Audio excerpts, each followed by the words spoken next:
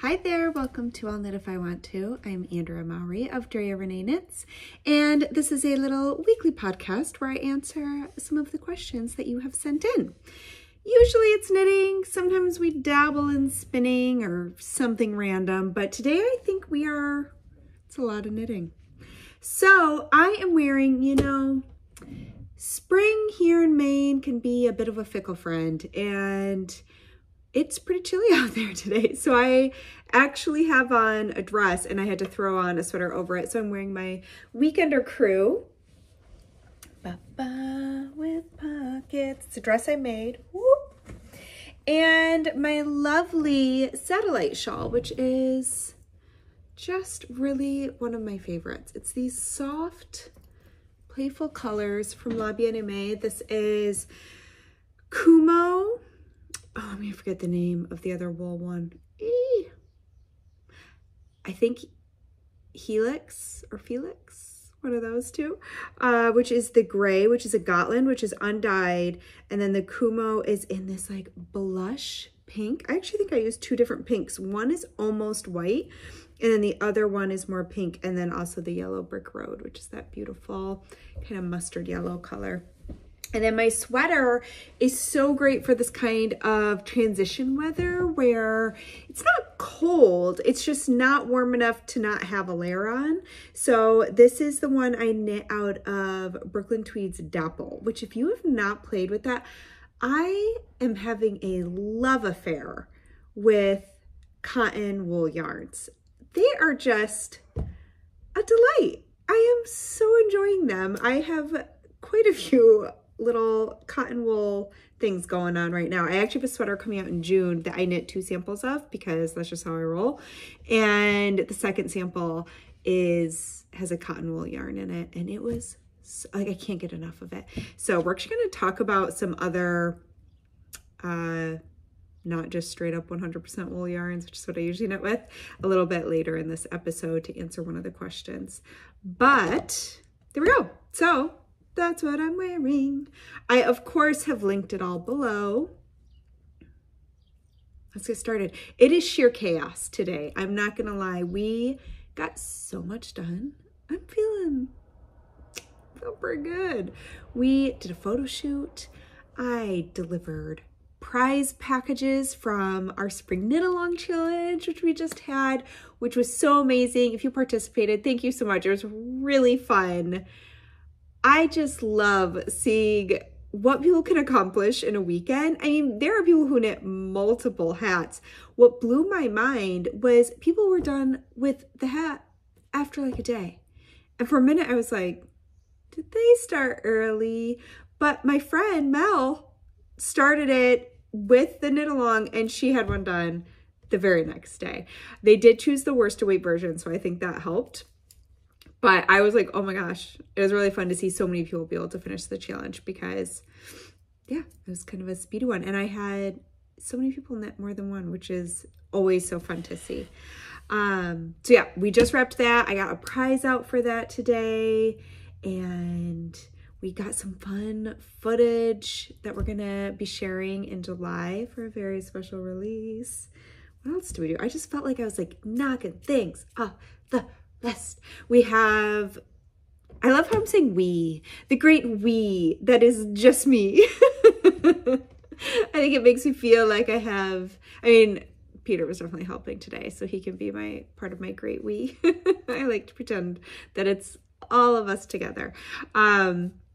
But the pattern for June is almost here. And we also did the photo shoot for that a couple days ago.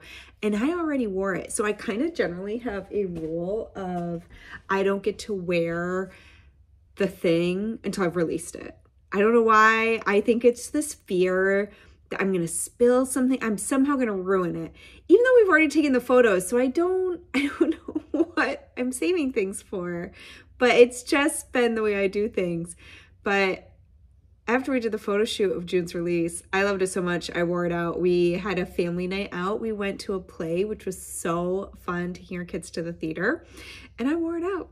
And that felt pretty dang good. So anyways, let's start answering some questions. Question number 1 is about knitting speed. I've been knitting for a little over a year, and what I'm wondering is how I can learn to knit more quickly. There are so many patterns and yarns I want to try, but it takes me ages to finish an object. I knit English style, which I think is slower because when I've tried Continental, I can't keep my tension and end up with very loose, uneven stitches. Any advice you have would be greatly appreciated. So I feel like I have to do the disclaimer of knitting is a slow craft. It's okay that it's slow, but I totally get there's just not enough hours in the day and there's so many things we want to make. I definitely feel that way with all the yarn I want to spin, with all the clothes I want to sew, with all the things I want to knit. Sometimes you want to go faster because you're just excited and there's lots of stuff you want to make and wear. So I totally get it. Here's what I will say about knitting speed as far as knitting style goes. So you're an English knitter, you've tried Continental, but you're struggling with the tension. I was a much faster English knitter than Continental. I now do knit Continental just because it's been great for my hands. After 20 plus years of knitting English, I learned Continental. If you've been here for a while, you've heard this, but I learned Continental because of teaching. I wanted to be able to show people two different styles in my classes just in case they knit a different style than what I was showing. And what I found was one day I just kept knitting Continental. It wasn't a decision I made to switch. I was curious about speed for sure, because I also always heard that like Continental knitting is faster. So I think the reason that we think Continental knitting is faster is because it does tend to use a more efficient movement, especially depending on how you knit as an English knitter. So even within a style of knitting, we all can do things a little bit differently. And in English knitting, there are some people who actually like take the yarn, wrap it, and kind of drop it and do their stitch. And that can be slow. It's this whole movement. Continental knitting typically is you're just picking your yarn right through your stitches. So it's just a really efficient movement. When I was an English knitter, I did a same picking motion, just holding my working yarn in my right hand instead of my left. So I was really fast. I also had such great muscle memory from knitting for so long that, I mean, I could do anything and never have to look, which also increased my speed. So if you are trying out Continental and you feel like it's not for you, that's okay. You can still absolutely get a lot faster as an English knitter. So don't let that deter you.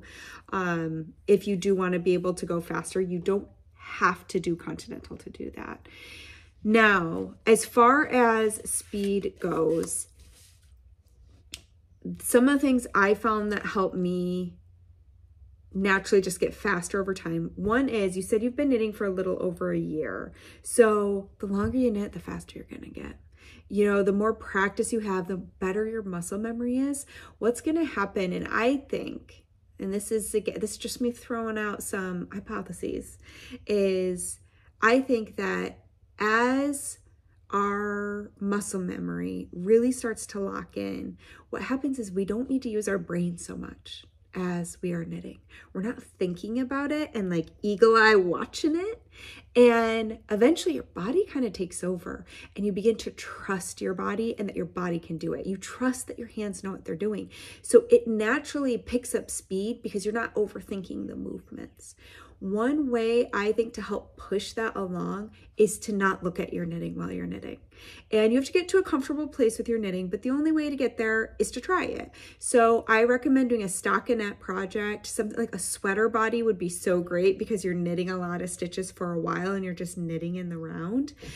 But start with that and start letting your hands be able to guide you by touch. And by feeling it, you know you're not dropping your stitches. Like your fingers will get used to that. I also think that is what helped me accomplish that picking motion with right-handed knitting or English style knitting, not right-handed. Holding my yarn in my right hand. You can knit that way even if you're left-handed.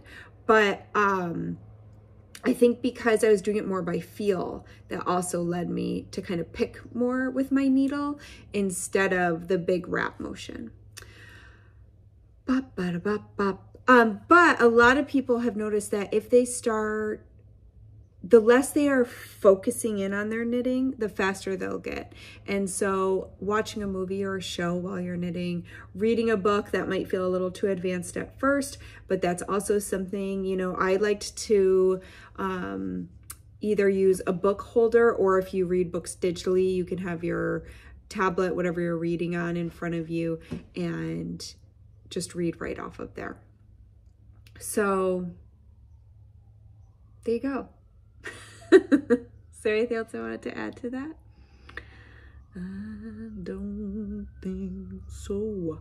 I'm just trying to think if there's anything else I think that would help speed it up. Really, it's practice, practice, practice, practice. And I also don't want to necessarily discourage you from trying Continental again. If you want to, I love that I know 2 different styles of knitting. Sometimes it's really fun to switch it up. Sometimes I find a certain technique easier, depending on which hand I'm holding my yarn in. I feel like I have more control depending on which hand I'm using my yarn in. So there's no reason not to kind of keep playing around, but just know it's probably not going to happen overnight. It just takes some time. But the more time you give it, the quicker it'll get, and the more you'll be able to create.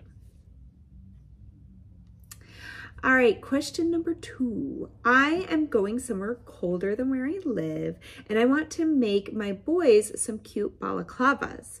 My question is all wool as warm as each other? I want to use something super warm and not itchy. What should I use? So, no, all wool is not as warm as each other, but I find it, and I'm sure people could weigh in. So if you know this, please feel free to weigh in if you have information on maybe breed specific things. I will also say, outside of just wool, there are other fibers that are super warm. Cashmere, alpaca, there's a few. I know alpaca is very warm. Oh, my brain's not gonna remember right now. But there are definitely other fibers that you can choose for their warmth. It also comes down to the way it's spun. So woolen spun yarn is going to be warmer than worsted spun yarn. Woolen spun yarn, the way it is spun is it's really, really light and airy. Literally, it has air that is like the core of the yarn. And what happens when we wear it is our body heat warms up that air core and keeps us warm. It becomes really insulating. Worsted spun yarn has the air squeezed out and smooth as it's smoothed down to be spun into a yarn. But here's the thing. As you mentioned, these are balaclavas. They're going on the face and you don't want it to be itchy. Generally speaking, woolen spun yarns, in my experience, do tend to be woollier because all those fibers are jumbled up. That is how they keep that nice air going through the middle. That's why they're so lofty and light. So they provide so much warmth, but they're not super smooth yarns, which means they're not going to be as next to skin soft as a worsted yarn, which a worsted yarn, that fiber is also prepped in a way where all the fibers are combed into a nice smooth, all of them facing the same direction. They're usually all really similar lengths, and that keeps anything from poking out. And it's the pokies that tend to get a bit itchy. So you are gonna maybe have to make a choice there of, do you want it super duper duper warm, or do you want it super duper duper soft? And you're probably gonna wanna land in the middle. I don't know how young your boys are, so that might be part of it. I mean, if they're real little, then I would probably just focus on the soft. Anything wool is still going to be pretty decently warm. Another way you can make it warmer is by doing a double layer or by knitting at a denser gauge so that there's less air, cold air that can pass through from the outside from wind and stuff like that. So hopefully that's a couple ideas for you. And again, maybe using something that does have one of those warmer fibers such as alpaca in it to kind of help oomph up that warmth. Question number 3. I have made my first 3-ply yarn and started knitting the traveler shawl in sport weight. The only problem is I was only able to get 770 yards. Do you think this will be enough to make size A? Or would it be safer to not do the full amount of repeats in the first triangle to make it a little bit smaller? So the pattern calls for 777 yards. You're only off by 7 yards. These are also estimates. You probably don't know exactly that you have 770 yards. And I always bump yardage by a little bit because there is going to be discrepancies. I think you should have enough to go ahead and do size A as it's written. But here's the thing, I don't know your gauge. I don't know your grist of your yarn. So there's things that I just don't know. So if you're worried about it, you might want to do less repeats or have a backup plan. Be willing to do some color blocking. Do you have any more of the fiber? Could you get any more of the fiber in case it ran out and you needed to spin a little bit more? I just don't know that information. You would have to perfectly be matched to my yarn grist and my gauge for us to know that they're going to be the same. So obviously we probably spun our yarn a little differently and all that kind of stuff. So it's a little bit hard to say. I can't 100% promise you that you'll have enough, but I think you should. And yeah, if you're worried, you could always do a couple less repeats, but best of luck. And I hope you share a picture when you're all done. Question number 4 is about the Velocore. I'm considering knitting Velocore for summer, but the recommended yarns in the pattern are no longer available. I was wondering if there are any other currently available yarns that you would recommend for this pattern. So yes, so remember earlier how I was talking about my love of the wool cotton yarns? What helped me fall in love with such yarns is Yoth Best Friend, which is the yarn I used in that pattern. Sadly, it is not around anymore. And it is so, so sad. Man, that yarn was magic. I loved it. But there are some good alternatives. I actually just recently was introduced to Knitting for Olive and got to swatch with the Pure Silk, which, whoa mama, I've said before, I am hesitant to use any pure non-wool fiber because it tends to be just really hard on my hands. I did not feel that way about this Pure Silk.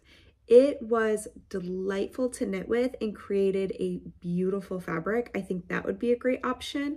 I also tried out their cotton merino, also delightful. You could even do the two together, picking different colors and do both. I actually did swatch with them together and they were a match made in heaven. So I really loved both those yarns and they felt very similar in weight to Best Friend because Best Friend is really a light fingering. So I think those would be awesome options. I've linked them below. You can find them at quite a few local yarn stores. So if you have an LYS you can check out, definitely go to them. But I put Knitting for Olive's direct website below. And also, I think you could try out the Farmer's Daughter Fibers Confluence Cotton, which I am obsessed with. That yarn is such a delight to knit with. It is also, the yardage on it makes you feel like it's going to be a light fingering weight, but honestly, it's pretty plumpy once it knits up.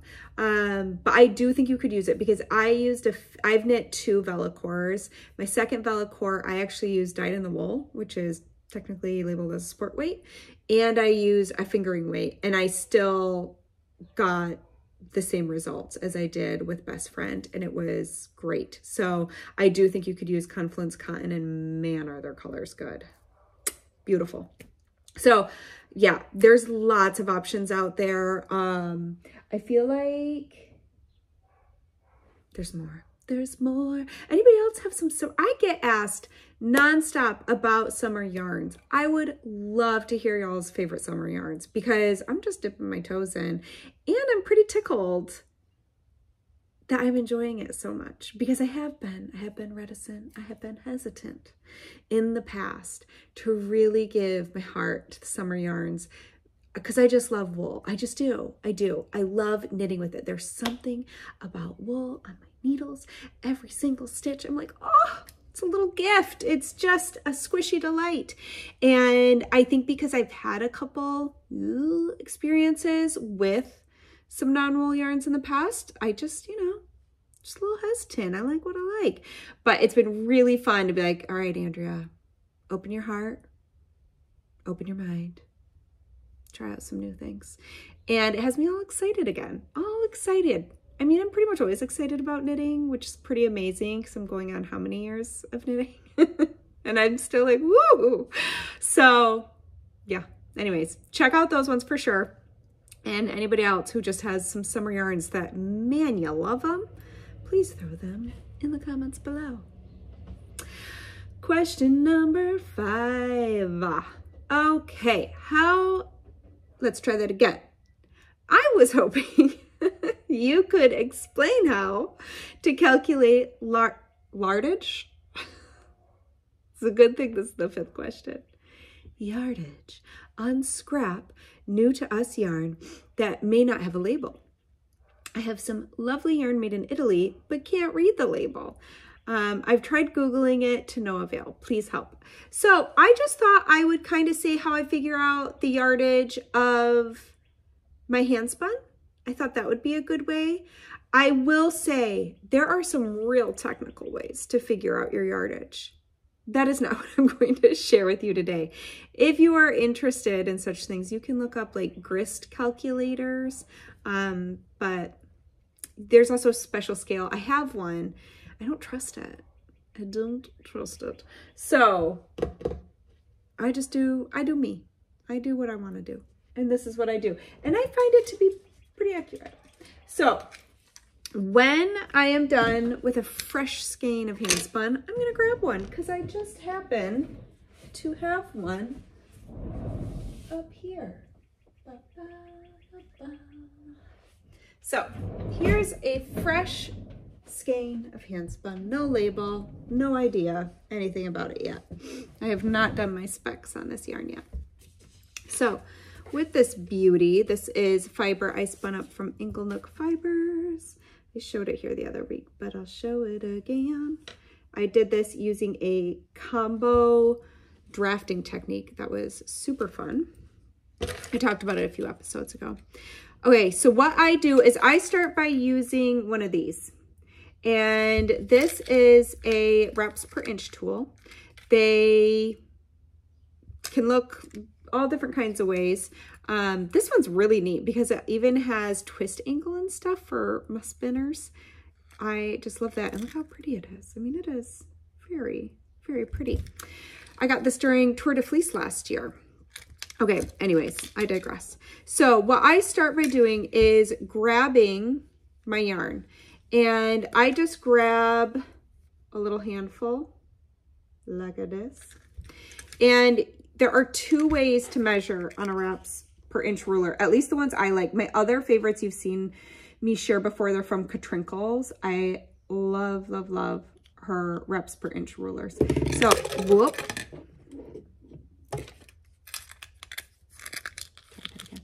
Okay, so the ways that you can measure is lining up, focus, lining up strands of yarn along here, and you see how many you can fit. This is 1 inch. So you see how many you can fit, and then you count them. You count how many strands. And that is one way to start determining your yarn weight. The other is to put your yarn into these grooves.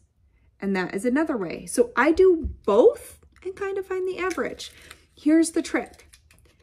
Your reps per inch, or the thickness of the yarn when you lay it through a groove, can vary drastically depending on how much you're pulling on your yarn. When you pull your yarn, it thins it out, right? So you don't want to do that.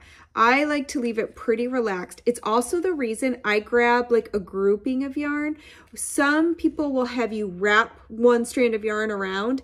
I find it tends to make me pull, and especially with something like hand spun, or if you're using a yarn that's a little bit more uneven in its spinning, if it's not super consistent, it's going to vary in thickness depending on the area of the skein. So that's why I like doing it this way, because I get a sampling from the skein where it's not all just coming from one area. And I put a whole bunch on there, and I just start removing strands until it comfortably fills up my notch without tugging, pushing, pulling.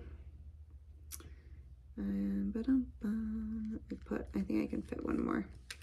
So it's gonna kind of look like this. And it right now it is pulling because I have the weight of it on there. Okay, there, like that.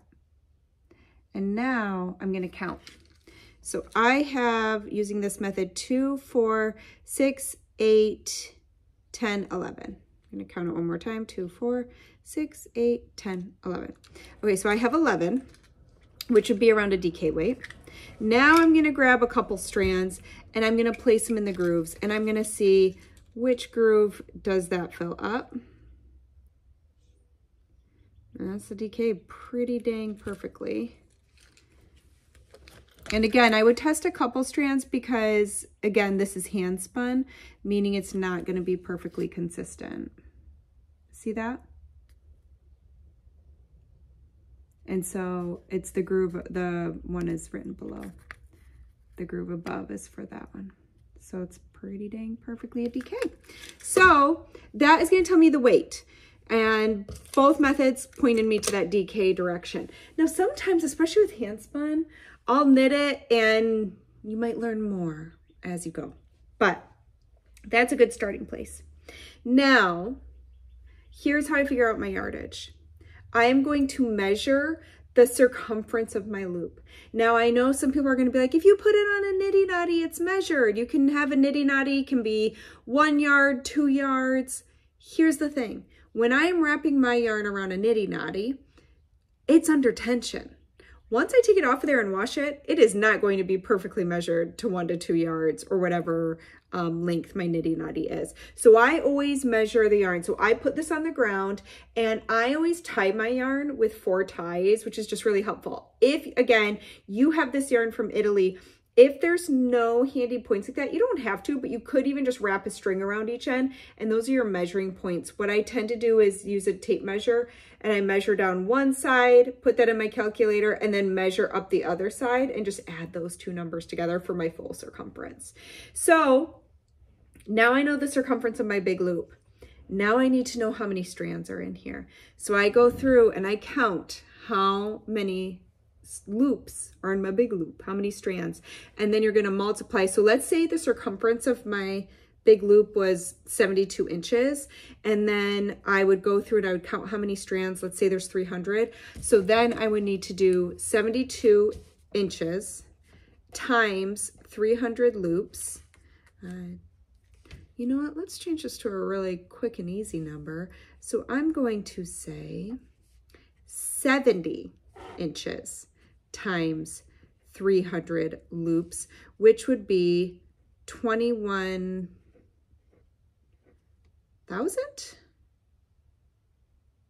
I think so. I think so. Oh man, live math. I'm usually very good at like basic math just off of my head, but I think the pressure is getting to me and now I feel like I have to check it. So I'm going to, because it's just who I am. 70 times 300. I was right. I was right. It's 21,000. All right. All right. I haven't lost it yet. So 21,000. Now we want to know how many yards though. So there are 36 inches in a yard. So I'm going to take my 21,000 and I'm going to divide it by 36, which gives me approximately 583 yards. So that's about how many yards I would have in this skein if that was correct. If I had actually measured it and counted my loops. So that's how I figure out my yardage. That's what I always put on my hand spun labels. I do also have a yardage counter, which is this little wood guy. I got mine from Fiber Artist Supply Co. And it just goes onto my table, and it is in between my Swift and my ball winder. And I only do it with my hand spun, but I will also run it through there and I'll see what yardage that counts up to. And then I know I'm probably somewhere in between those two numbers. And it's just to give me a good idea, especially if I am designing with my hand spun and want to really try to be as accurate as possible. I'm sure there's some spinners out there being like, then you should do grist. Someday, my friends, someday. But this method seems to work well for me. And so that's what I use. I love this yarn, by the way. This is beautiful. It would go so lovely. Look how pretty that is, my sweater color. You can't really see. The colors are kind of funky right now. Anyways, that was it. That was the last question. I don't have any show and tell because everything's back to being secret right now. But so soon, I'm going to have new things to share with you. Oh my goodness, guess what today is? The last day of the DRK March to May knit along for 2024. 3 months of sweaters and shawls. Man, that flew by so fast. I can't even believe it. So if you're participating, make sure to post a photo on Instagram with the hashtags over in the forums. All the links are below in the show notes. I'm so excited to draw prizes for that and to take a final look at everyone's projects. It's always fun to see the big rush at the end when everyone's posting. So if you're participating, make sure to do your photos. And I guess that's all I got. I hope that you have a fantastic weekend. Thanks for spending some time with me. I hope to see you back here next week. Bye.